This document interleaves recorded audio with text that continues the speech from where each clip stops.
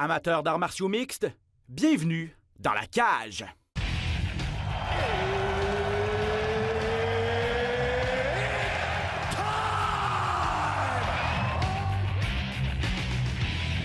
Introducing first, Benoît Baudouin, RDS Info à Las Vegas. and now introducing his opponent. C'est terminé! Victoire de Patrick Côté! Merci beaucoup tout le monde au Québec.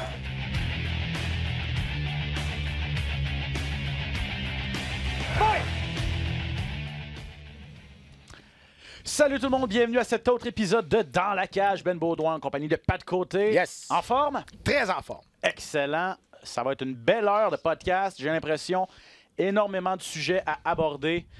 Bien sûr, UFC 243, la fin de semaine passée. Quel combat final et quelle histoire, surtout que celle d'Israël Adesanya. On va en parler amplement parce que il vient d'écrire une page dans l'histoire de l'UFC et vient de, instantanément ou presque, devenir une des plus grandes stars des arts martiaux. Et j'ai hâte d'en parler, j'ai beaucoup de choses à dire là-dessus. Excellent. On va... Qu'est-ce qui s'en vient cette fin de semaine? On va en parler aussi. UFC du côté de Tampa. Il y a un gala Bellator, 2 galas One FC, Pro Fighter League. Énormément d'actions dans le monde des arts martiaux mixtes cette fin de semaine. GSP. On va parler de GSP dossier aussi. GSP.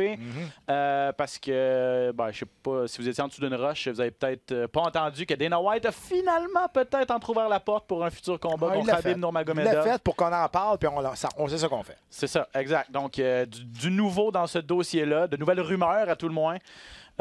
Parler également de TKO 49 qui malheureusement a été annulé. Donc, les derniers détails à ce niveau-là. Donc, une belle heure de podcast qui s'en vient pour vous. Merci encore une fois de nous suivre. Merci de télécharger notre balado à toutes les semaines.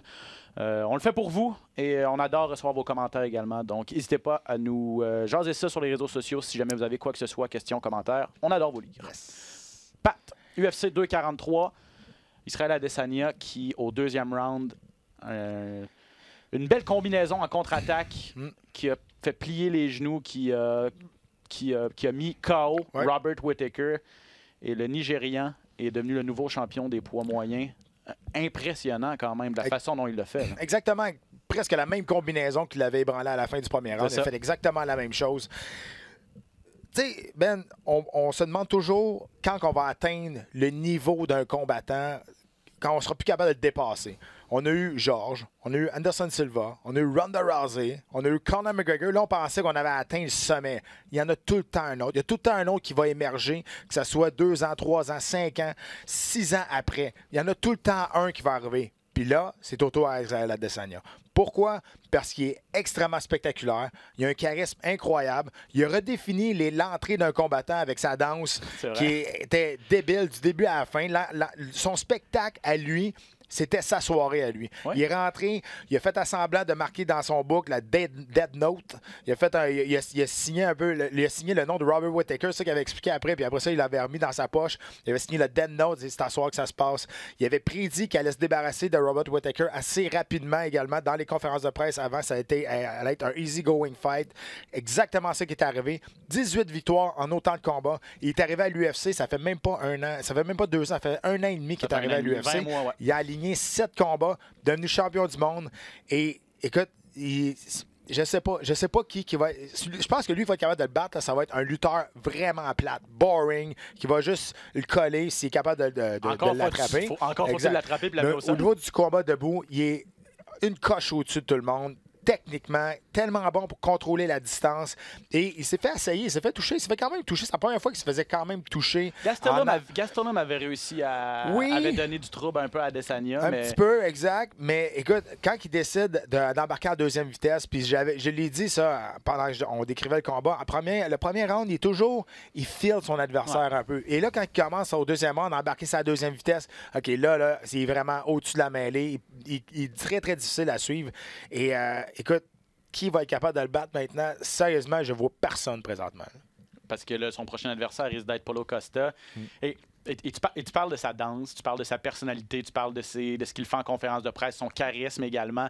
Son entrevue dans l'octogone après le combat, c'était tout simplement incroyable. Il y avait des one-liners, comme on dit, des punchs de préparer déjà. C'est comme s'il savait déjà qu'est-ce qu'il allait dire. il a pris le micro de John Anik, il a dit « OK, laisse-moi faire le play-by-play, je vais te décrire qu'est-ce qui est arrivé. OK, là, il m'a pincé, là, mais je savais exactement comment contre-attaquer, tout ça. » Puis comment il a traité aussi Paulo Costa de Ricky Martin enflé. Ricky Martin, c'est vrai, j'avais pas remarqué, mais c'est vrai qu'il a l'air de Ricky Martin enflé un peu. Tu sais, quand on parle de total package, de super vedette... En plus, en entrevue, là, il lance une flèche à Marvel, on va se voir bientôt, il va se faire mettre dans des films aussi. Il l'a, c'est le total package, il l'a. Et on se rapproche de plus en plus avec ça en UFC en Afrique. On essaie d'arriver en Afrique parce que ça nous prenait des grosses vedettes. Maintenant, avec Francis Ngannou, maintenant avec Kamaru Usman, et là, avec Israel Adesanya, là, on s'approche dangereusement de faire notre entrée en Afrique. Là, et ça serait vraiment, vraiment très, très gros. D'ailleurs, pour la petite histoire, c'est le Nigeria a maintenant 2 champions en Adesanya et Kamaru Usman. C'est le premier pays qui n'est pas les États-Unis ou le Brésil à avoir 2 champions simultanément à l'UFC. Donc, c'est pas rien pour un pays d'Afrique comme ça, où j'imagine ce sport-là n'est pas nécessairement ultra développé comparativement aux États-unis et au Brésil. Là. C'est sûr que ce ne sont pas développés au Nigeria quand même. Là. C'est sûr, il y en a un qui s'était exilé aux États-Unis, puis l'autre un peu plus en Asie et en Australie. Mais il reste que leur gène, ça vient de là. Mais peu importe si se sont développés là ou pas, leurs racines viennent de là et ça... Tout s'enligne maintenant à faire une entrée vers l'Afrique, ou le continent qu'on n'a jamais été jusqu'à maintenant avec l'UFC. Les prochains marchés, on en parle souvent au podcast, les prochains marchés à défricher pour l'UFC, c'est la Russie. On travaille très, très fort à ce niveau-là. La Chine, on a commencé également avec Zhang Weili, qui est une superstar après un seul combat, et là, maintenant, le continent africain. Tu vois comment cette business-là est tellement bien gérée. On a Nurmagomedov. On voulait rentrer en Russie. Ça a pris des années. On a trouvé Nurmagomedov. Bonne personne. On a trouvé la bonne personne. Et là, on met tout notre accent là-dessus. Weili Zhang, qui devient championne en Chine, est devenue une star instantanée. Et dans un pays qui a 1 milliard de personnes, l'UFC a bâti ça. Et ils vont continuer de bâtir autour d'elle. Jessica Andrade est allée défendre son titre en Chine. Je veux dire, c'est incroyable comment ils ont réussi à faire ça. Et là, avec les Africains qui sont champions, écoute, c'est incroyable comment ils sont capables de bâtir cette business-là. On les voit pas venir, puis à un moment donné, ça arrive à conclusion, on se dit « Wow, ils ont encore réussi. » Puis en Russie, puis en Afrique, ça va arriver. Et de moins en moins, l'UFC va être considéré, et c'est déjà pas vraiment vrai, là, mais certaines personnes disent que l'UFC, c'est une compagnie nord-américaine ou une compagnie américaine, mais non, force est d'admettre qu'ils sont partout dans le monde, de plus en plus de cartes en Europe, bien installés en Europe, et là, on s'installe dans ces marchés-là également. Adesanya, bon, est-ce qu'il devient la plus grande superstar de l'UFC, la plus grande star de l'UFC présentement, selon 100%. toi? Devant Nurmagomedov, peut-être? Peut-être pas au niveau athlétique, mais au niveau, justement, le charisme et au niveau business. Là. Superstar. Marketing. Oui, marketing, superstar. Oui. Parce qu'il y a une différence entre un combattant qui est tellement spectaculaire debout, c'est beaucoup plus vendeur qu'un Nurmagomedov. Oui, il est 28-0, 29, je ne me souviens plus, là, mais lui, il amène ses adversaires au sol, puis il les épuise, puis à un moment donné, il est force à abandonner. Je pense, à cause justement du charismatique, il parle anglais. Il veut pas, c'est ça pareil. Donc, beaucoup plus vendable au niveau business. Et Conor qui est parti depuis tellement longtemps, puis surtout, qu'est-ce qu'il fait à l'extérieur? Il est en train de perdre la carte bien raide. Donc, son étoile a beaucoup parlé à McGregor. Ça va être intéressant de voir comment il va revenir. On va parler tantôt aussi de Dan Hooker qui a lancé un défi à Dustin Poirier, puis on va en reparler aussi parce que ça rapporte un peu avec McGregor. Mais Israel Adesanya, pour moi, présentement, viennent de monter la barre très, très haute pour le niveau du superstar, c'est sûr. Tu l'as dit, mais je vais entendre plus au niveau technique. Là. Rarement on a vu... Il me ferait vraiment beaucoup penser à Anderson Silva. Là.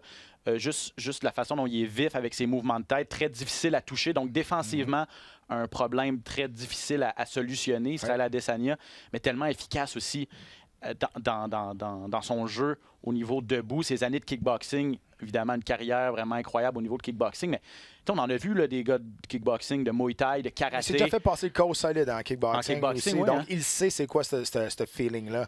Mais ce que je veux dire, c'est que on a vu des gens venir de d'autres disciplines devenir champions. Je pense à Joanna Jędrzejczyk qui en Muay Thai était très bonne. Même chose Valentina Shevchenko. Mais quelqu'un qui vient d'une autre discipline qui est capable de vraiment appliquer ça aux arts martiaux mixtes et de dominer aussi rapidement puis aussi de façon aussi convaincante, on n'a pas vu ça souvent. Là. Non, et c'est sûr. Il a écrit une page, encore une fois, dans le livre qu'il est en train de décrire lui-même. On s'entend, là, c'est le livre. Il a l'air déjà d'être il est comme une coche au-dessus. On parle d'évolution, il y a une coche au-dessus des combattants qui sont là présentement. Puis, tu sais, puis on parle de son prochain adversaire, Paulo Costa.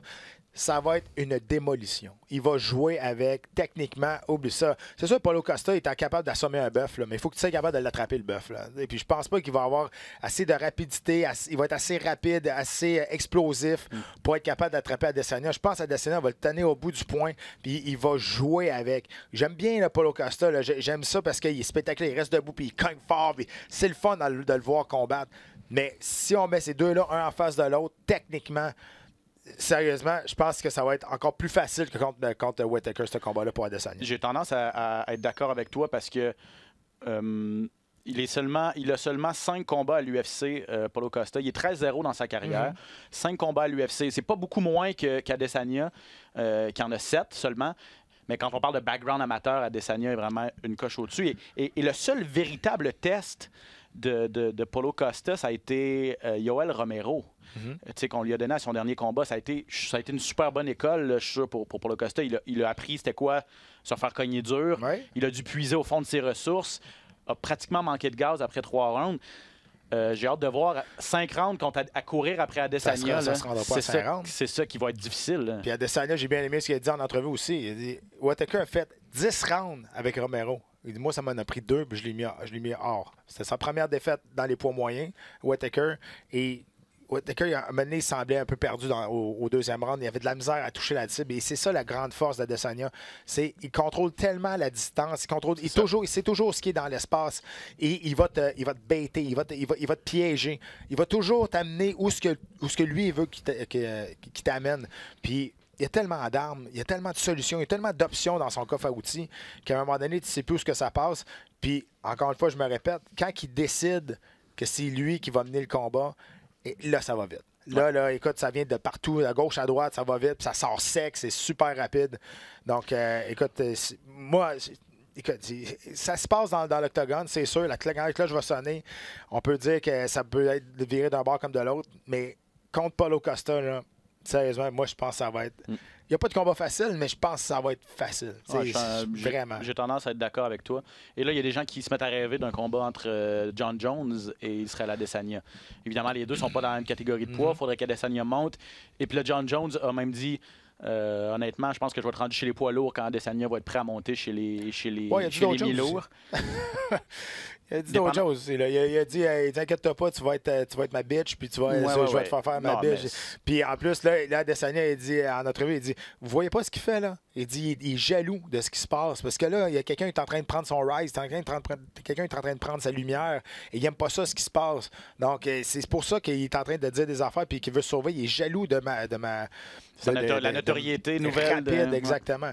Puis, parce que John Jones, ça a été ça, une ascension fulgurante aussi. Puis il est au sommet depuis tout ce temps-là avec ce qu'on connaît, ce qu'il a fait surtout à l'extérieur de l'octogone, qui ont fait pâlir son étoile. Mais il y a des parallèles à dresser entre Adesanya et John Jones. John Jones, défensivement aussi, très, très difficile à toucher. Donc, si ces deux-là s'affrontent un jour dans l'octogone, ça va être tout un jeu d'échecs. Ça risque d'être très, très beau. Techniquement, un beau combat. Là, puis bonne chance à celui qui peut prédire comment ce combat-là peut aller. Ouais. Sauf que l'instinct, le killer instinct, là, John Jones, il l'a perdu, ça. Il l'a perdu. Il l'a perdu. Tu vois, il joue vraiment très, très safe maintenant. Là. Comparativement à Adesanya, qui, lui, il va pour le kill. Lui, il est dedans. Là. Il veut te finir. Puis il prédit. Puis c'est ça qu'il veut. Il veut punir ses adversaires. Et j'ai été surpris qu'il manifeste tant de... Pas surpris parce que c'est sûr, il a gagné le championnat du monde, là, mais il avait dit moi, je gagne, là. Il dit je veux pas célébrer. Il dit parce que je veux pas montrer à mon adversaire que je suis content de l'avoir battu parce que pour moi, c'est normal. C'est ça. Tu vois comment qui est, là. Puis c'est pour ça, c'est une nouvelle ère, c'est un nouveau trash talk. Ça fait du bien à voir. C'est rafraîchissant. Puis mais c'est un nouveau trash talk, mais pas un trash talk. Lui, il a compris. Un trash talk intelligent, là, c'est que tu parles pas en mal des autres. Tu parles en bien de toi. Tu mets la lumière sur toi. Comparativement, tu dis, OK, lui, c'est ça, lui, c'est ça. Fait que là, tu mets toute la lumière sur l'autre. L'autre, il faut qu'il se défende. Mais garde la lumière sur toi parle de toi, parle de tes bonnes qualités athlétiques, toute la lumière va rester sur toi et toute l'attention va rester sur toi. Ça, c'est brillant. Très intéressant. Faut parler aussi de... Et pour terminer sur le sujet d'Adesanya, son coach a dit en entrevue après qu'il allait être le champion le plus actif en 2020. Donc, même s'il vient gagner la ceinture, prévoit pas arrêter de se battre ou continuer. Là, parce qu'on parle de 7 combats en 20 mois. C'est un rythme effréné. Il va peut-être ralentir un petit peu parce qu'il n'aura pas le choix là, à un moment donné, mais veut continuer, veut pas s'asseoir sur ce titre-là, veut le défendre rapidement. Dan Hooker, en demi-finale, Dan Hooker contre Ian Al-Iaquinta. Wow. Combat numéro 1 de Dan Hooker et Al-Iaquinta 0. Mais je pense qu'il faut donner le crédit à Hooker qui a présenté quelque chose à Iaquinta et l'Américain n'a jamais été capable de se mettre en marche. Il n'y a rien qui fonctionnait. Essayait à peine des choses. Pas été très actif, là, Iaquinta, c'est ça aussi? Le problème, c'est que encore une fois, c'est la distance. Hooker, je pense, avait 4 pouces d'avantage de portée. Il l'utilisait tellement bien. À toutes les fois que Iaquinta rentrait en dedans, il sortait un jab. Fait que là, ça devient frustrant. Là, il était tellement perdu, puis on le voyait dans son coin. Matt Serra et Ray Longo, il était là, tasse-toi ta face de là, bouge, fais des choses, essaye de changer le rythme du combat. Mais Hooker était tout seul dans ce combat-là. Pour vrai, là, sa meilleure performance en carrière. Et là, je pense que lui, il était en haut du top 10. Il était 13, je pense, ou 14. Il était 15e. 15e, puis Iaquinta était 6e. C'est ça? 6e, c'est ça. ça. Donc, c'est sûr qu'il va rentrer dans le top 10 mondial. Et Dan Hooker, là, ça a été quand même assez rapide, son entrevue après. Là. Il a lancé un challenge à Dustin Poirier, puis il est parti. C'est ça qu'il avait fait aussi à son dernier combat. Il avait challengé Iaquinta, puis il l'a eu. Pourquoi pas, là, avec des belles victoires de la sorte. Puis la seule défaite qu'il y a chez les 155 livres, c'est face à Edson Barboza. Puis moi, te le dire, il y en a qui auraient tombé bien avant lui dans ce combat-là. Ça n'avait pas de bon sens comment il était capable de prendre des coups et du dommage. Donc, mais ça a l'air que ça n'arrivera pas. Parce que Dustin Poirier a tweeté par la suite et dit « Je suis désolé, continue à gagner, mais j'ai un rendez-vous avec un Irlandais le prochain coup. » Et Dan Hooker, en conférence de presse, a dit « il peut bien continuer à chasser des farfadets, mais il va attendre longtemps, parce que s'il veut un vrai combat, il va se battre contre moi. » Puis il a dit la même chose de Justin Gaethje. On lui a dit « Justin Gaethje, peut-être? » Gaethje, même chose, il attend après Conor McGregor. Donc, Puis le Hooker dit regardez, si les deux attendent et ils veulent pas se battre, à un moment donné, ils vont attendre longtemps puis ils vont être tannés d'attendre. Moi, je vais être là puis je vais les affronter n'importe quand. Donc, pour en revenir, ça, évidemment, l'Irlandais, on parle de McGregor. Là. McGregor est sorti un peu dans les médias puis il manifestait l'intérêt de se battre le 14 décembre sur le dernier pay-per-view de l'année. Bon, est-ce que ça va arriver? On ne sait pas parce que depuis ce temps-là, silence radio, on n'a aucune nouvelle de ce qui se passe de McGregor. À part que là, il y a eu une plainte d'assaut contre lui par le monsieur qui a reçu un coup de poing sur la gueule parce qu'il n'avait pas aimé le shooter, le whisky. Finalement, il va y avoir une poursuite contre lui encore. Mais au point de vue combat, on ne sait pas ce qui se passe. On ne sait pas ce qui se passe avec McGregor. Donc, qu'est-ce qui attend Dan Hooker également? Ce sera à suivre. Mais on parlait de classement, ils sont sortis là, en passant. Non. Donc, Dan Hooker est bon de 8 places. 7e rang chez les 155 livres. Iaquinta qui baisse de 2 rangs, 8e. Parce que c'était une volée. Là. Il l'a complètement dominé, complètement de A à Z. Il n'y avait rien de serré dans ce combat-là. Puis on s'entend que l'écart dans le classement était quand même assez grand. Ouais. J'aimerais ça, peut-être Cerrone. On parle de Poirier, on parle de Gaethje. Il y a Cerrone qui a perdu ses 2 derniers. Est-ce qu'on va mettre un gars qui a perdu 2 combats contre un gars qui vient d'en gagner un gros? D'habitude, on met gagnant contre gagnant, perdant contre perdant là, chez les matchmakers de l'UFC, mais pour Cowboy. Sauf que tous ceux qui ont gagné, qui sont là, Justin Gaethje et les autres, ils veulent se battre contre un gars qui a perdu le dernier coup contre McGregor. Paul Felder, peut-être. Ça dépend toujours. Peut-être Paul Felder. Paul Felder serait peut-être un choix logique également pour Dan Hooker. Mais on parle de plus en plus de Paul Felder contre Cerrone. Les deux, en plus, ils se connaissent tellement bien. C'est des amis, mais les deux, au niveau du combat debout, ça pourrait être assez intéressant. Mais je sais pas encore. Ça va rester, la division des 155 livres, les légers, ça va rester, je pense, ça a toujours été, ou depuis longtemps, c'est la division la plus intéressante, parce qu'il y a le plus de profondeur. Puis il y a vraiment des affrontements très intéressants qu'on peut faire dans cette division-là. En terminant, 3e victoire de suite de Diego Lima. Pas une performance OK du côté mais il faut parler de la split. Oui, c'est vrai. Il faut parler de la décision partagée. Ouais. C'est incroyable. C'est vrai. C'est incroyable. Puis ceux qui ont lu, c'est que Diego Lima va aller en appel pour avoir une décision unanime en sa faveur. Ça ne change rien au niveau du classement. Ça ne change rien au niveau de sa paye. Mais je comprends sa démarche, par exemple. Okay. Parce que à un moment donné, là, des juges incompétents, là, il faut t'es mettre sur la sellette. Clairement, ce combat-là a été gagné. C'était un 30-27. C'était un 30-27 pour Diego Lima. Lui qui a donné le combat à son adversaire, là, ce juge-là, ne devrait plus jamais juger un combat. Et c'est pour ça qu'il fait ça. C'est pour ça qu'il fait ça. C'est pour ça qu'il va en appel pour aller chercher une décision unanime, pour mettre sur la sellette le juge incompétent qui a donné le combat à l'autre, parce que c'est ridicule, ça n'a pas d'allure. Ouais, ça fait 2 semaines en ligne là, qu'on a des jugements un peu... Puis je dis 2 semaines en ligne, mais ça arrive encore trop souvent. C'est ça. Mais je veux dire, là c'était flagrant. Ça c'est ça. Oui, on s'entend là-dessus. Jordan De Castro, un poids lourd qui a un quel droit direct sur le piton, comme on dit. En plus, l'autre est rentré en plus en dedans avec double impact et est tombé de knockout. Puis walk-off knockout. Donc, 50 000 pour ce gars-là qui est, je disais aujourd'hui, un agent de sécurité dans une école secondaire. Au Massachusetts. Donc, quand il est rentré travailler hier ou aujourd'hui, en tout cas, s'il est rentré travailler cette semaine, d'après moi, ses élèves vont lui faire un bon petit... un bel accueil, mérité en plus. Jordan De Castro, qui est un produit de Dana White Contender Series. C'est ça. Chez les poids lourds, un duel poids lourd comme on les aime, parce que ça c'est spectaculaire. C'est ça. Puis, je pense qu'il y en a un qui avait 5 combats, l'autre en avait 3. Les 3 combats d'arts martiaux mixtes, puis tu fais tes débuts à l'UFC, c'est pour vous montrer comment que la division des poids lourds est faible. On cherche des nouvelles vedettes.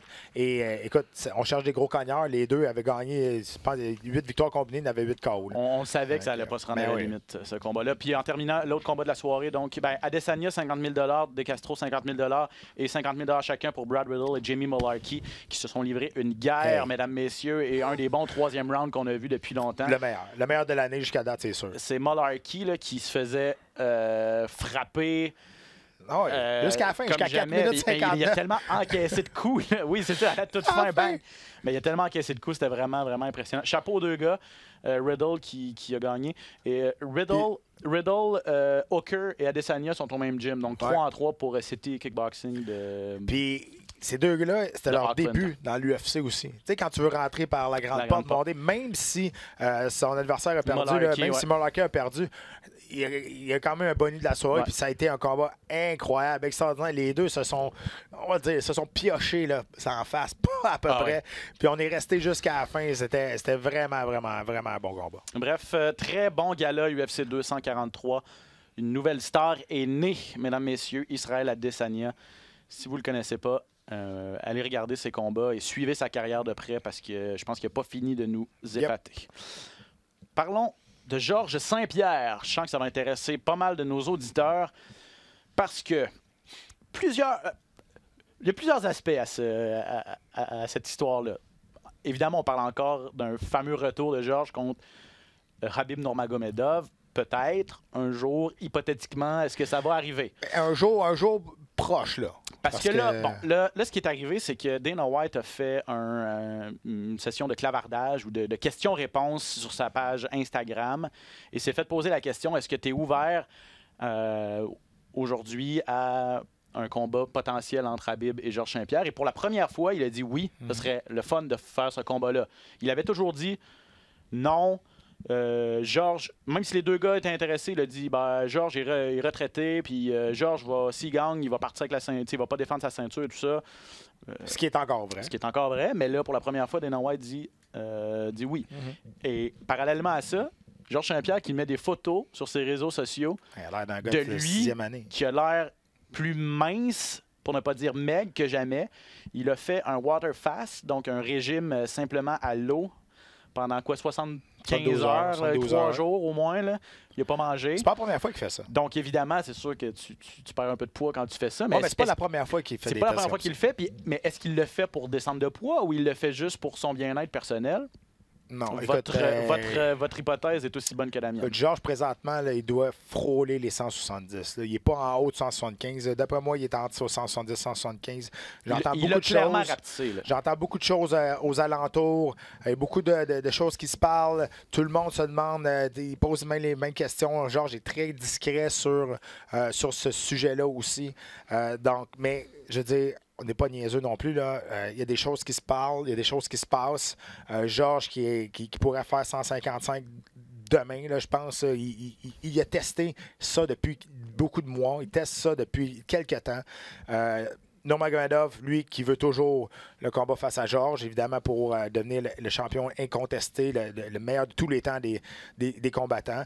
Georges, s'il revient, il y a une seule façon qu'il veut vouloir revenir, c'est devenir champion dans 3 catégories de poids différents, à 155. Le seul problème, il y en a 2. Georges est sorti du programme du USADA. Donc, par les règlements, s'il veut revenir à la compétition, il faudrait qu'il passe un 6 mois de test pour ensuite être éligible à un combat. Il y a toujours une dérogation qu'on peut aller chercher, ce qu'on avait fait avec Brock Lesnar. Brock avait quand même testé positif. Là, on savait de toute façon que ça allait arriver.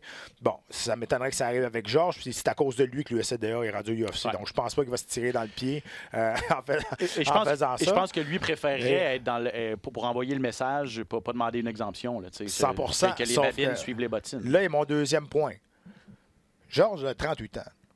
À un moment donné, si on rajoute un 6 mois, après ça, un autre 3 mois, puis là, faire ce combat-là, des complications au niveau des négociations, où est-ce qu'on fait ça? Donc, ça peut prendre encore un an. Là. Maintenant, je dis, Georges est encore top shape, on s'entend, alors, mais il est proche de 40 ans. Là. Et à un moment donné, le temps court après ce combat-là. Ouais, il faut voir que ça se fasse bientôt, là. Donc, à un moment donné, la dérogation n'a pas le choix, je pense, d'arriver si on veut faire ce combat-là. On ne peut pas attendre un autre 6 mois. Et Georges est prêt à se battre là. On le sait, là, il n'a jamais arrêté de s'entraîner. Il s'entraîne comme s'il se battait, il est encore actif. Là. Donc, ce combat-là peut se faire dans 3 mois, il n'y a pas de problème. Mais si on met le 6 mois en plus, après ça, le temps commence à courir après Georges. Je dis, c'est un athlète extraordinaire, c'est un Sidney Crosby du sport. Il faut que ça se fasse, selon toi, dans la prochaine année, mettons? Dans le prochain 6 mois, 6 à 8 mois maximum. Dans ma tête, moi, c'est là qu'il faut que ça se passe. Donc, est-ce que tu fais... Parce que là, Khabib veut revenir au mois de mars ou avril, et là... Et Dana White l'a dit, c'est Tony Ferguson. Puis je dois donner raison à Dana White sur ce point-là. On ne peut pas constamment tasser Tony Ferguson, qui mérite depuis très longtemps sa chance au titre. Donc, si tu le retasses pour Georges Saint-Pierre, encore une fois, je veux dire, à un moment donné, il y en a pris plusieurs pour l'équipe, Tony Ferguson. Oui et non. Là, je veux dire, 4 fois ce combat-là a été annulé à la dernière minute aussi. Oui, mais pas quand il y avait une ceinture en jeu. Non, mais je veux dire... Tony Ferguson a 12 victoires consécutives à un moment donné. Dana White va bien faire ce qu'il veut, puis tu le sais, puis ça a toujours été comme ça. Oui, mais... Puis si on ne fait pas ce combat-là, ben inquiète-toi pas qu'ils vont s'occuper de Ferguson, puis Ferguson va se tasser, puis il va jouer le bon gars, puis il va dire « je comprends » pour Georges. Ben écoute, d'après moi, il n'y aura pas de misère à nourrir ses enfants là, pour au moins une couple d'années. Là, on va bien s'en occuper. Là. Donc, c'est une business. Faut pas oublier que c'est une business aussi. Je comprends, mais je veux dire, faut quand même parler. Il y a quand même des combattants qui travaillent toute leur vie pour se rendre jusqu'à un point, puis là, on peut toujours leur refuser, on peut toujours les tasser, on peut toujours pas leur donner un titre parce que c'est discrétionnaire à la compagnie. Mais à un moment donné, si on suit la logique, il va falloir éventuellement... En tout cas, qui va se plaindre à part de Ferguson si le combat de Georges et Nurmagomedov va se faire? Qui va se plaindre à part Ferguson? Moi, je vais lever la main et je vais dire « Oui, mais Tony, il le mérite! » Come on! Come on! Je comprends ce que tu veux dire. C'est pour ça que je te dis que moi, je me mets dans la peau de Ferguson. C'est sûr que je suis pas content. Non. Mais... ça fait longtemps que j'ai compris ça. C'est une business. Okay? C'est une business à faire de l'argent. L'UFC n'est pas un sport. L'UFC est une compagnie pour faire de l'argent.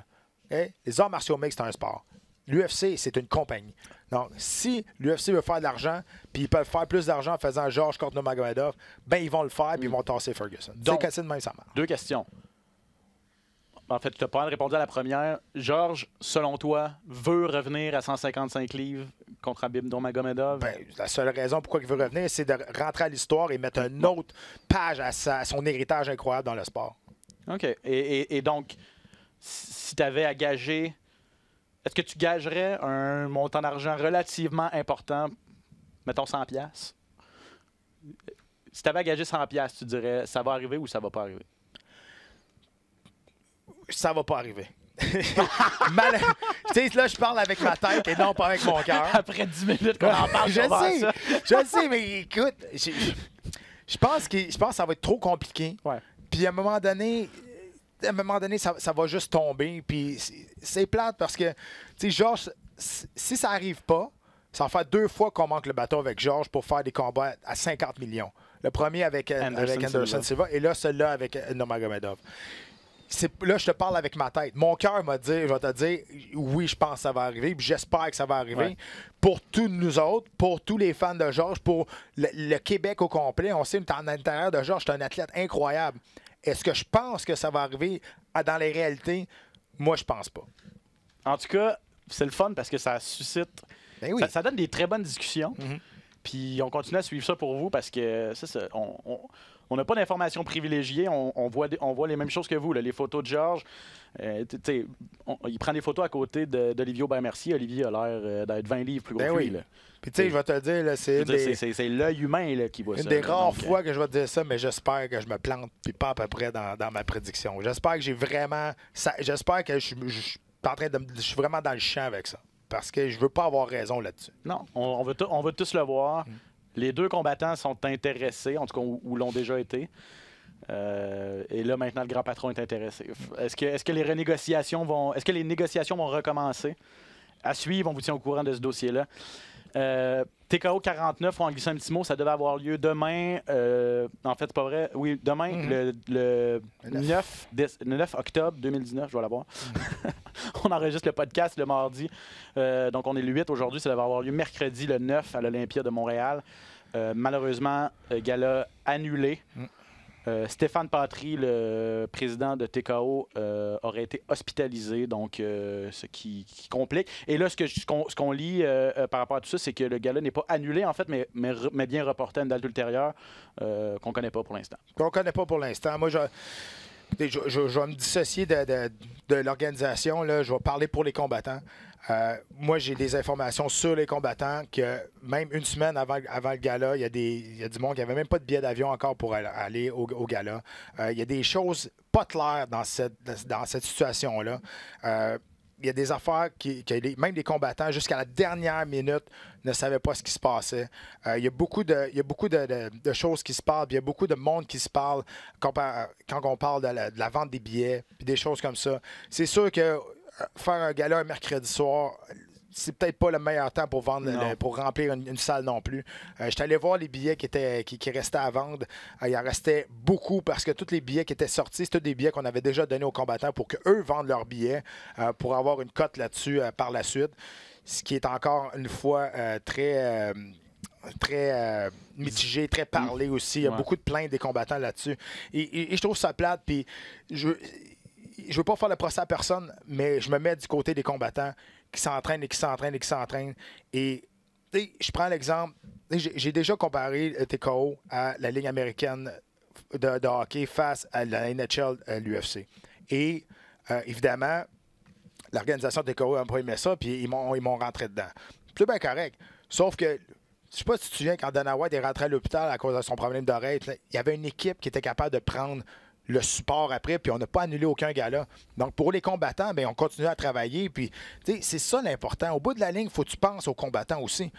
Et là, je trouve ça plate parce que là, à cause d'une personne qui d'après ce qu'on a lu, un problème personnel, bien, on n'est pas capable de faire le gala. Et là, c'est tout le monde qui paye autour de ça. Donc, c'est vraiment dommage. Et c'est une saga, encore une fois, TKO, tellement de comment je peux dire ça, de nuages éparpillé noir autour de cette organisation-là. Et je trouve ça dommage parce que TKO se doit d'exister, se doit de rester en vie pour l'avenir des arts martiaux mixtes, la relève du Québec, la relève du Canada. Continuer à développer. Continuer à développer. Il faut que ça reste. Mais ça va pas bien là, ces temps-ci. Et ça, je trouve ça dommage pour les combattants. Effectivement. Donc, on vous tiendra au courant s'il y a des développements, si la carte TKO 49 est reporté ou s'il y a une nouvelle date qui sort. Ça devait mettre en vedette Malcolm Gordon, le champion des 125 livres, contre un Japonais, Takashi Matsuba. Il y avait Louis Jourdain qui devait se battre sur cette carte-là. Johan Lennes également. Donc, plein de Québécois là, qui devaient se battre devant parents et amis à l'Olympia de Montréal. On verra ce qui va arriver avec cette carte de TKO 49. Cette fin de semaine, Pat, il nous reste une vingtaine de minutes. Là, on va être capable de parler de ce qui se passe, de ce qui s'en vient en fin de semaine, parce que gros week-end a commencé sur les ondes de RDS2 de 18h samedi, UFC Tampa. Ça va mettre en vedette Joanna Jędrzejczyk contre Michelle Waterson. Une belle carte de 14 combats. Une longue carte de 14 combats. On espère qu'il va y avoir des bons combats là-dedans. Mais, écoute, j'adore mon travail, j'adore décrire les combats. Ouais. Ils sont pas tous bons. 14 combats dans une soirée, là, je vous le dis, c'est long. C'est très long. Mais écoute, c'est peut-être en fait 1% de la veille juste 11. Parce qu'on n'est pas non plus à l'abri de. On en met plus parce qu'on se dit peut-être qu'il y en a qui vont être annulés à la dernière minute. La pesée, ça peut. Écoute, je me plains le ventre plein. Là. On s'entend, là. Écoute, c'est juste. Fais juste dire ça. 14 combats, puis. C'est ça. Puis ceux que vous voyez à la télévision, c'est tout le temps le même nombre de combats, mais on en fait beaucoup avant, juste voicer par-dessus au cas qu'on a des trous, mais on peut les mettre. Donc, si ça va super vite, si beaucoup de cas au premier round, on est capable de passer les combats. On les voice toutes de toute façon. C'est ça. La finale de ce gala-là, c'est, je le disais, Jędrzejczyk contre Waterson. Joanna qui doit retrouver son instinct de tueuse. Là. Depuis qu'elle a perdu le titre, elle n'est plus la même. Elle avait un aura d'invincibilité qui est complètement disparu. Là, je veux revoir la Joanna Violence. Là. La fille qui bulliait, qui intimidait ses adversaires. Est-ce que tu penses qu'on va retrouver cette combattante-là? On peut toute la revoir. Là. Elle a seulement une victoire à ses 4 derniers combats. Écoute, elle, depuis qu'elle s'est fait passer le knockout face à Namajunas, c'est parti. Comme son âme s'est envolée avec cette défaite-là. Écoute, oui, c'est une combattante qui est ultra charismatique. On l'aime beaucoup. Elle l'intimidait, mais maintenant, elle n'intimide plus personne. Donc, même si elle va dans la face de son adversaire à peser, c'est plus l'espèce de même intimidation qu'on avait avant. Elle gagnait pratiquement une partie de ses combats à la pesée, ou dans les journées précédentes. Ouais. Parce qu'elle avait un bon trash talk quand même. Elle parlait, puis elle avait un bon delivery sur ce qu'elle disait, puis elle croyait beaucoup en ses moyens. Puis là, ben, on la voit plus comme ça maintenant. Même si elle essaye, ben, on sait qu'elle est plus invincible maintenant, puis elle s'est déjà fait passer de knockout. Puis Waterson, ben, elle est sur 3 victoires de suite. Donc c'est sûr que si elle bat l'ancienne championne du monde, ben, elle se place quand même assez proche pour avoir un combat de championnat du monde, qui est maintenant la championne qui est Weili Zhang. Donc, ça va être intéressant, c'est ça. Si Waterson, qui est présentement 7e, contre Joanna 5e, mais là, vous regardez, Rose Namajunas, toujours... On regarde le classement. Là. Qui va affronter Weili Zhang? Jessica Andrade, un combat revanche de la façon dont ça s'est terminé assez rapidement. Est-ce qu'on va vouloir lui en donner un tout de suite? Rose Namajunas, on ne sait toujours pas si elle va revenir ou pas. Parce que l'affaire aussi, c'est que Zhang, son visa a été refusé aux États-Unis. Donc, il faut trouver quelqu'un qui veut aller se battre là-bas. Puis, il faut trouver une bonne carte pour qu'elle défende son titre aussi. Pas juste un fight night qui se passe à des heures impossibles en Chine, puis qu'on est capable de montrer ça aux États-Unis ici. Donc, c'est ça le problème un petit peu. Et là, il y a je ne sais pas si la première ministre ou quelqu'un du gouvernement chinois qui est quand même assez très, très élevé, qui tente d'aider Weili Zhang justement pour avoir son visa de travail pour entrer aux États-Unis. Oui, c'est ça. On s'entend que les relations entre... et ça n'a pas rapport avec les arts martiaux mixtes, mais les relations entre la Chine et les États-Unis les relations entre la Chine et les États-Unis sont pas à leur mieux par les temps qui courent. Il y a Tatiana Suarez là, qui est 3e présentement, qui n'a jamais perdu, 8 victoires, aucune défaite, qui a battu Nina Ansaroff à son dernier combat, qui est peut-être la candidate logique, mais vraiment, tout le monde s'entend pour dire que la gagnante de Joanna contre Michelle Waterson se rapproche drôlement d'un combat de championnat chez les 115 livres. Tatiana Suarez là, est quand même assez à considérer. Elle est très, très bonne au sol. Puis, on parlait de Namajunas. Elle est où? Mais c'est ça. Je pense qu'elle n'a pas décidé si elle poursuivait sa carrière ou pas. On ne sait pas. Elle est encore en réflexion. Aucune idée qu'est-ce qu'elle fait. On ne sait pas même pas si elle s'entraîne. Aucune rumeur autour d'elle. C'est dommage parce qu'elle avait l'UFC aurait voulu faire quelque chose avec elle, aurait voulu faire d'elle une vedette. Je pense pas que c'est dans sa personnalité intrinsèque, parce qu'elle est très introvertie, mais c'est justement, c'était un peu différent. Puis une fille très posée, une fille... Et le contraste de comment elle est à l'extérieur de la cage, timide, elle semble un peu vulnérable versus lorsqu'elle est dans la cage, ultra confiante. Ça donnait quelque chose d'intéressant au niveau marketing. Mais... c'est les combattants après ça qui décident s'ils veulent continuer. Là. le marteau-piqueur qu'elle a subi contre Jessica Andrade, ça a peut-être laissé des traces aussi. Donc, voudra-t-elle revenir à suivre? En demi-finale, Cobb Swanson contre Kron Gracie, le deuxième combat de Kron Gracie à l'UFC. Hâte de voir. Il s'était débarrassé de son premier adversaire assez facilement. On s'entend qu'au sol, ça va être Kron Gracie. Peut-être un des meilleurs livre pour livre 100%. En jiu-jitsu. Ouais. Puis, tu sais, son debout est ordinaire, là, mais je veux dire, au sol, très, très créatif, agressif aussi. Mais moi, je veux parler de quelque chose là-dessus. Cobb Swanson s'est promené un petit peu aux États-Unis pour aller s'entraîner pour ce combat-là. Il s'est fait refuser à 5 gymnases parce qu'il se bat contre un Gracie. Donc, tu comprends comment que la famille Gracie est tellement puissante et on respecte cette famille-là. Et comme Swanson, c'est pas le dernier venu. Là. Je dis, c'est un combattant qui est ultra spectaculaire, qui est aimé de l'organisation, qui est aimé par les partisans. Et lui s'est présenté dans un gymnase. Il dit, ouais, j'aimerais ça m'entraîner, venir essayer ici ou quoi de même. Puis il s'est fait refuser dans 5 places parce qu'il se battait contre un Gracie. Même si Kron Gracie, à son dernier combat, est devenu le premier de la famille à gagner un combat à l'UFC en quelque chose comme 19 ans, là, presque 20 ans. La famille ça demeure la famille royale des arts martiaux mixtes, les Gracie. Et puis, ils ont des branches un peu partout aux États-Unis, de près ou de loin. Là, donc, effectivement. Donc, hâte de voir Kron Gracie, qui est un bon ami de Nate et de Nick Diaz. Donc, un peu le même cercle. Donc, devrait voyager ensemble pour ce combat-là contre Cobb Swanson. Et on lui a donné un gros nom là, pour son deuxième combat à l'UFC à Kron Gracie. Oui, parce que de toute façon, il est plus jeune. Pour faire ses débuts à l'UFC, je pense qu'il est en haut. Je pense qu'il est 34. Parce qu'il y a une grande carrière, je vais vérifier, mais une grande carrière, c'est ça, au niveau du jiu-jitsu avant de passer en arts martiaux mixtes, c'est ça? Hein? Écoute, il est vraiment très, très, très solide. Là, puis on l'a vu, là, tant qu'il a touché à terre avec Caceres, qui n'est pas une machine au sol, mais quand même, il est au UFC, quand il connaît ce qui se passe. Là. Écoute, il a eu l'air d'un débutant. Là. 31 ans. 31 ans. OK, c'est pas spécial, mais c'est plus jeune que je pensais. Il est 5-0 en arts martiaux mixtes, dont 1-0 à l'UFC. Donc ça, c'est pour ce qui est de l'UFC Tampa. On l'a dit, c'est 2 des 14 combats qui vous seront présentés sur nos ondes. Vendredi, Pro Fighter League. Juste le temps de vous mentionner que Sarah Kaufman s'approche tranquillement de son objectif ultime, qui est de gagner $1 million dans le tournoi des poids légers féminins de Pro Fighter League. Elle va affronter Lorena Pacheco cette fin de semaine, et Kyla Harrison en finale de ce gala-là, qui est l'autre grande vedette, va également faire son duel demi-finale. Si les deux l'emportent, on va se rencontrer à la fin de l'année à Pro Fighter League pour $1 million. Exact. On va se le dire, là, on a fait ce tournoi-là vraiment pour Harrison, pour Kyla Harrison, qui est la championne olympique de judo, qui est ultra marketable, là, qui est ultra vendeur. Elle a une belle personnalité et c'est sûr qu'aux États-Unis, elle a été championne de judo. Il y a beaucoup d'attention qui est virée sur elle.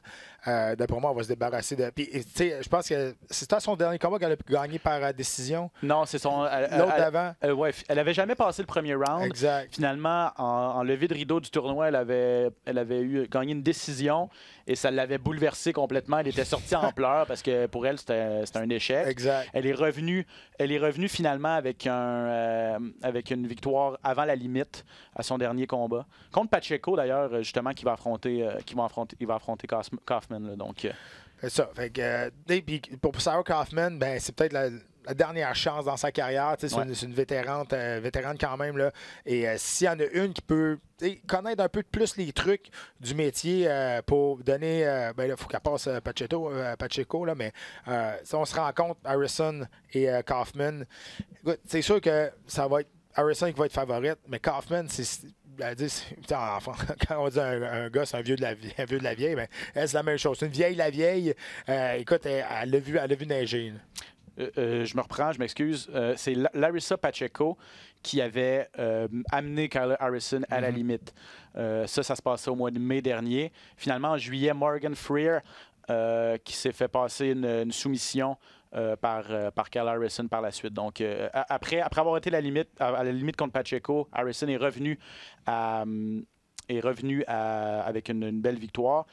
Et là, Pacheco, qui a fait la limite avec Harrison, affronte Kaufman cette fin de semaine. Donc, ça va être intéressant de savoir si Kaufman... Ça va être un bon comparatif. Je comprends qu'on ne peut pas toujours comparer. Il y a des styles, tout ça. Là, mais si Kaufman se débarrasse aisément de Pacheco cette fin de semaine, on pourra dire qu'elle a des chances peut-être contre Vous avez bien Harrison. compris, c'est le tournoi des poids légers chez les femmes. Donc, c'est des 155 livres. Donc, il n'y aura pas une grande carrière dans cette division-là. Là, on s'entend, les combattantes qui ont du bon sens à 155 livres, il n'y en a pas tant que ça. Il n'y en a pas tant que ça. Donc, ils sont pas mal là, je veux dire. Belle chance quand même pour Sarah Kaufman, la Canadienne. On vous le rappelle, de gagner $1 million. On lui souhaite, parce que je l'ai rencontré quelques fois. Toujours vraiment adoré sa vision des choses. Une super gentille demoiselle. Et puis, très bonne également au niveau... Moi, je lui avais fait la remarque quand je l'avais vue à Montréal une fois. Je lui avais dit... à ton après-carrière, au niveau de l'analyse, elle est très...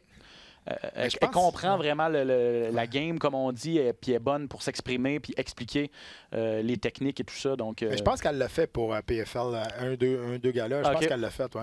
Je ne suis pas surpris parce que ça m'avait sauté aux yeux.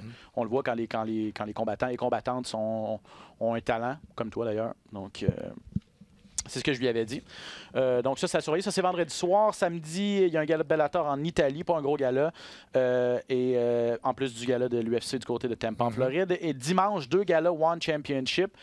C'est le 100e événement de la promotion. Donc, on fait les choses en grand. Il y a 20 combats qui sont présentés. Dans la première partie, la finale, ce sera Angela Lee, canadienne, entre guillemets, elle a grandi à Vancouver, qui va défendre son titre des poids atomes, donc 105 livres contre Jinyan Xiong. Xiong avait battu Angela Lee à leur dernier combat, mais ça se passait à 115 livres. Donc, on avait monté de poids là, du côté d'Angela Lee. Ouais, je trouve ça bizarre. Tu sais, Angela Lee est sur 2 défaites de suite. Là, ça va se Elle va défendre sa ceinture. Elle va défendre son titre à 105 livres aussi. Mais elle avait monté de poids pour essayer de devenir championne dans 2 catégories. 2 défaites. Donc, elle revient défendre sa ceinture. C'est vrai que c'est une position un petit peu unique. C'est ça. C'est ses 2 défaites, ses 2 premières défaites en carrière. On ne sait jamais comment un athlète va réagir après sa première défaite. Elle a perdu encore. Seulement 23 ans quand même. Là, elle a beaucoup de temps devant elle. Donc, c'est sûr que... Et je veux parler un peu de One Championship parce que de plus en plus, là, on parle d'une rumeur qui s'en viendrait aux États-Unis. De plus en plus, ils pensent, ils veulent venir. Ben là, parenthèse, parce que leur gala, pour la première fois, va être présenté sur les ondes américaines à TNT, un réseau américain. Là. Puis One Championship, l'UFC a beaucoup d'argent, là, mais eux autres aussi. C'est Chatrice et Tiatong qui manage ça et ils ont beaucoup de moyens. C'est sûr que il faut falloir s'ils veulent s'amener aux États-Unis pour avoir un meilleur ratio, il va falloir qu'ils mettent de 1 plus d'Américains ou plus de Nord-Américains et de 2, il va falloir qu'ils montent les poids. Parce que pas pour rien qu'on a échangé Demetrius Johnson, là, c'est parce que des petits poids, ça ne vend pas. Donc, évidemment, il faut vouloir que s'ils veulent avoir du succès en Amérique. Mais je pense que même s'ils viennent en Amérique, ils vont garder vraiment leurs racines asiatiques. Parce qu'ils sont déjà tellement populaires là-bas, à Singapour, au Japon. Tous des marchés là, où l'UFC ne va pas pour l'instant. Philippines, Malaisie. Donc, je comprends que tu veux développer le marché américain, mais il ne faut pas que tu délaisses non plus ce qui t'a permis de te rendre jusque-là. 100%. Et donc, c'est beaucoup de combattants asiatiques, des petits poids très, très, très spectaculaires par moment. Là. Donc, reste à voir comment ils vont s'ajuster, c'est ça, à leur entrée américaine, s'ils le font vraiment. Parce qu'avec Demetrius Johnson, qui va également se battre en sous-carte d'Angela Lee, lui va se battre contre Danny Kingad. Et ça, c'est la finale de leur tournoi à 125 livres. Ouais. Le gagnant va affronter le champion Adriano Moraes dans un avenir rapproché. Donc, tout le monde s'attend à ce que Demetrius Johnson remporte ce tournoi-là. Il a gagné ses 2 premières sorties avec One FC à 125 livres. Et puis, tu sais, c'est surprenant parce que tout le monde a fait « Ah, ils vont chercher Demetrius Johnson. Ça va devenir instantanément leur plus grosse vedette. Il va être en vedette de tout leur gala. » Non.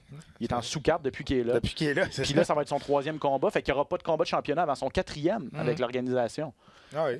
Pas de faveur là, pour ce gars-là. Non, puis les Asiatiques là, sont très loyaux envers leurs combattants, aussi envers leurs racines. Donc, c'est sûr qu'on va toujours essayer de faire passer quelqu'un des nôtres avant un autre Un autre combattant étranger. Et un autre étranger, exactement. Puis ça, il faut que tu respectes ça. Ouais. Donc, ça reste très intéressant. Autre sortie de Demetrius Johnson, pour ceux qui aiment Mighty Mouse, va se battre, lui, contre Danny Kingad, qui est un Philippin, si je ne m'abuse. Et dans la deuxième partie, en finale, c'est des poids lourds. Brandon Vera, l'ancien de l'UFC, qui est maintenant poids lourd depuis un certain temps, champion des poids lourds depuis un certain temps à ONE FC. Ouais. Il y avait, depuis 2014, si je ne me trompe pas, mais il avait pris pratiquement un an et demi de congé là, à un moment donné, quelque part en 2017. Donc, il est revenu. Il va affronter Aung La Nsang pour le championnat des poids lourds. Donc, pour les fans d'arts martiaux mixtes, vous avez du stock à regarder cette fin de semaine. C'est pas les choix qui vont manquer. Et puis, on va finir là-dessus. Il nous reste quelques minutes. On en parlait avant d'entrer en ondes. Bellator, tu parles de ONE FC qui veut venir aux États-Unis. Bellator veut aller en Asie. Exactement. Avec Rizin. On fait déjà beaucoup de choses ensemble. On est déjà des partenaires, mais là, on veut faire une grosse carte au Japon. Rizin Bellator pour finir l'année 2019. Les rumeurs veulent que ce soit Fedor Emelianenko contre Rampage Jackson chez les poids lourds à Tokyo. On sait que Emelianenko au Japon, c'est gros du temps de Pride. Là. Exactement, puis c'est très, très gros. Puis on va finir là-dessus, là, une bonne nouvelle de Bare Knuckles encore, parce qu'on a... Moi, j'aime ça, parler de ça à toutes les semaines. C'est toujours notre petit kicker de la fin. Notre petit kicker de la fin. Après Vandré Silva, la semaine passée, eh bien, Hector Lombard qui signe avec Bare Knuckles cette semaine. Je comprends plus rien. On souhaite bonne chance à vos cellules, messieurs. Merci encore une fois de nous écouter. Merci beaucoup, Pat. C'est toujours très intéressant. Je vous rappelle, vous pouvez nous suivre sur YouTube en vidéo. Si vous ne voulez pas voir nos grosses faces, c'est rds.ca/balado-diffusion, l'application RDS, l'application iHeartRadio et toutes vos plateformes d'écoute de podcast. Dans la cage, vous allez nous trouver assez facilement. Merci beaucoup, tout le monde. Bon MMA cette fin de semaine. On se reparle bientôt pour un autre épisode de Dans la cage. Ciao.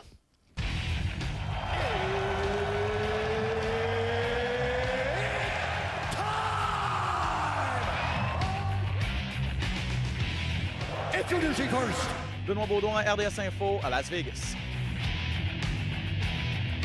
And now introducing his opponent. C'est terminé! Victoire de Patrick Côté! Merci beaucoup tout le monde au Québec.